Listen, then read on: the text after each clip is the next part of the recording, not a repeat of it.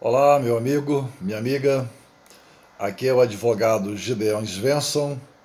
Muitos de vocês já me conhecem. Fui vereador no município de Serra 2013 e 2016, onde pudemos ter uma experiência dentro do poder público e onde trabalhamos muito em prol do nosso município de Serra, na área da fiscalização, no dever, obrigação de um vereador. Hoje, advogado, estou militando na área trabalhista e também na área de família. Eu vou falar hoje sobre um tema muito importante para você, trabalhador, você que faz um serviço numa relação de terceirização. O que é terceirização? Terceirização é quando uma determinada empresa, que a gente chama empresa prestadora de serviços, ela tem um quadro de funcionários e ela pega estes funcionários e desloca para prestar serviço em uma outra empresa, em um outro local, que é chamado de tomador de serviço ou empresa contratante.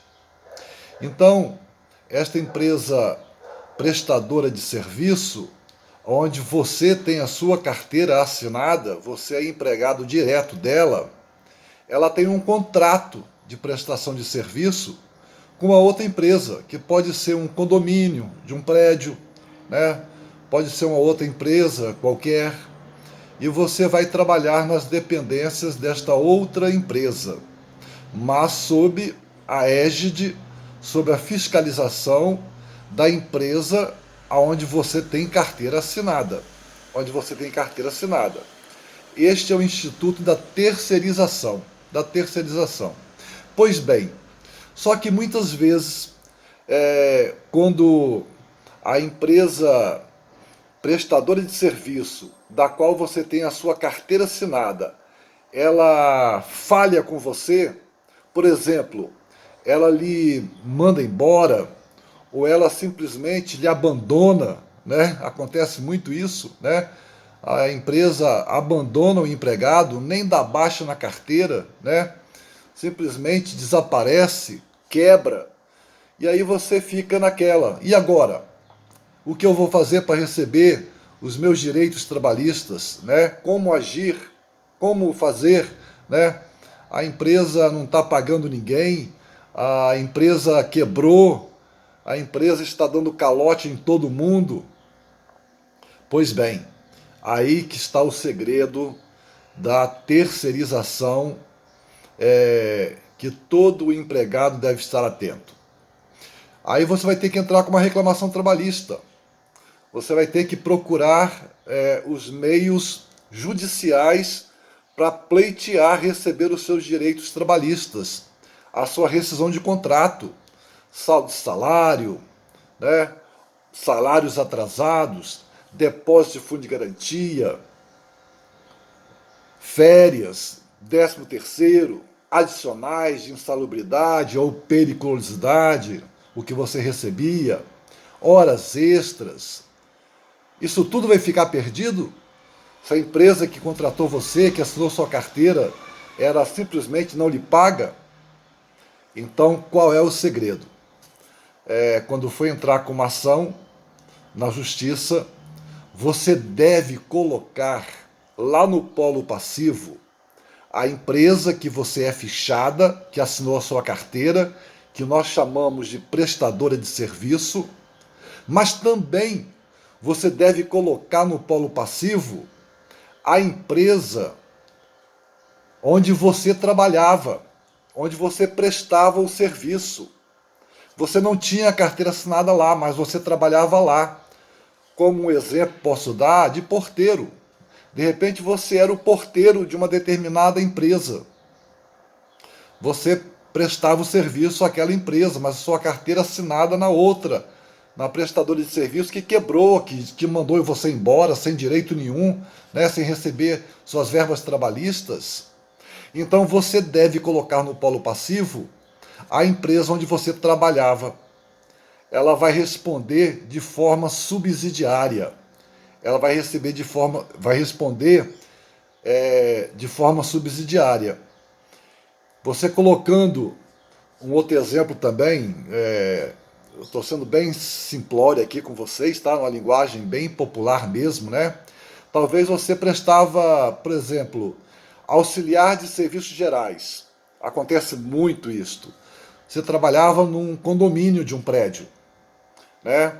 Você era contratado por uma empresa e essa empresa colocava você para trabalhar como auxiliar de serviços gerais num determinado condomínio de um prédio.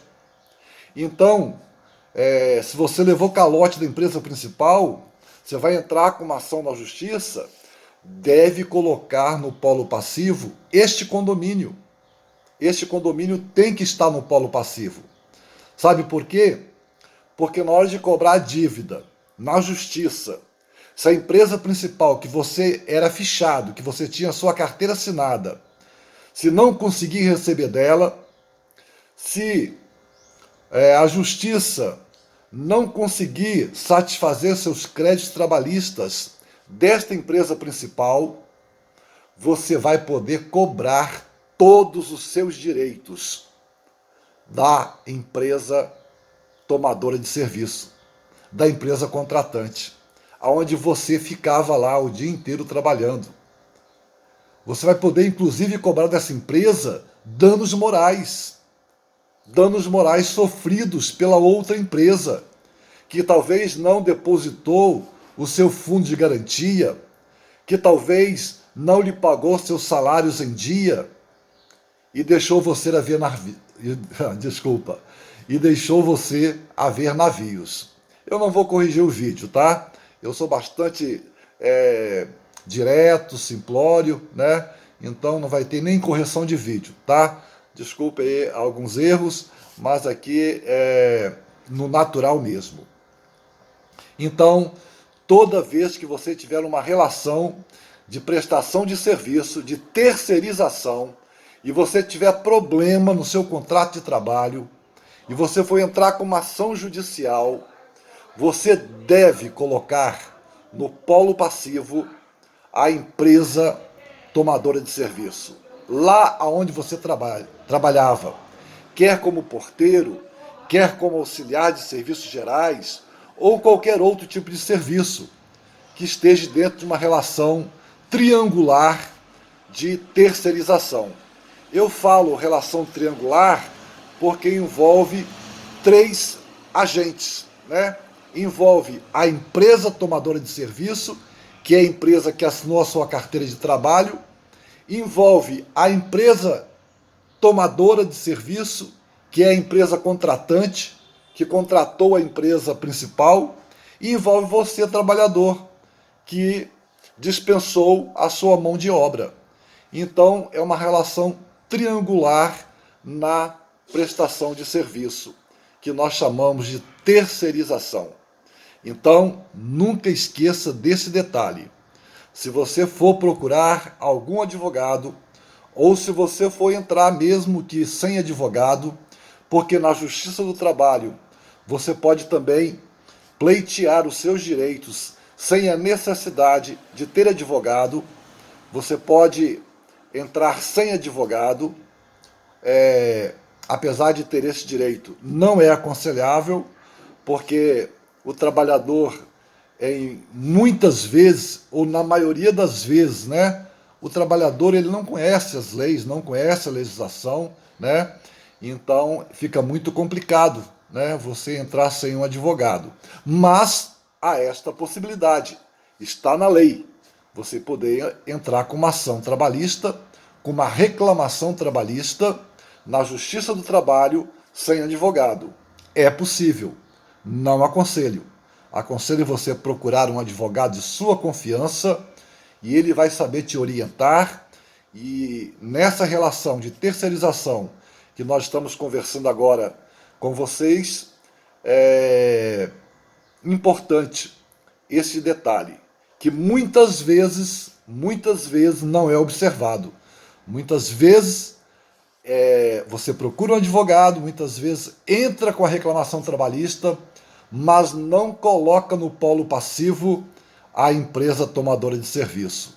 Aí você não consegue executar, você consegue uma sentença favorável, você consegue todos os seus direitos na sentença, mas na hora de executar, de receber, a empresa que assinou sua carteira, ela simplesmente está quebrada.